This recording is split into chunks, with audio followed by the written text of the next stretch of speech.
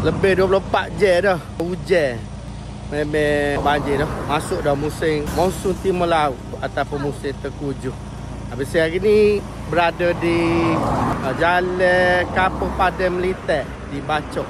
Ada antara Bacok dengan Kota Baru. Panjang jalan ni ada pesta jualan ubi-ubi. Jual ubi ada berlaku lah. Musim boh ni. Tengok takut habis air. Panjang jalan ni ada orang jual ubi-ubi. Kalau mengikut orang kampung kata musim tengkujuh ni kan. Ubi-ubi ni tergelai air belakang dicabut-cabut. Ni ada ubi macam-macam ubi ni. Ubi kemili, ubi keladi. Temu dah. Temu ni sedap ni makan cicak budu ni. Oh ni keladi. Dia makan gana ni. Dia makan daun dia ke? Batang. Oh batang ni. Ubi Sarat. Sarat. Dia buat makan gana ni. Ni buat pengak ni. Utuh nak buat ni.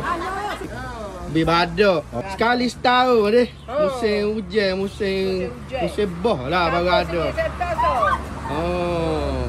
Oh, ada belakang ni. Ada ubi kayu pun comel-comel ni. Ikan darat, ikan gapo ikan darat ni? Ikan puyuh je. Api dia ikan kuning. Dah hidup-hidup lagi tengok. Oh, ikat diri ke? Oh, lah mai sini lah beli ikan kat esok.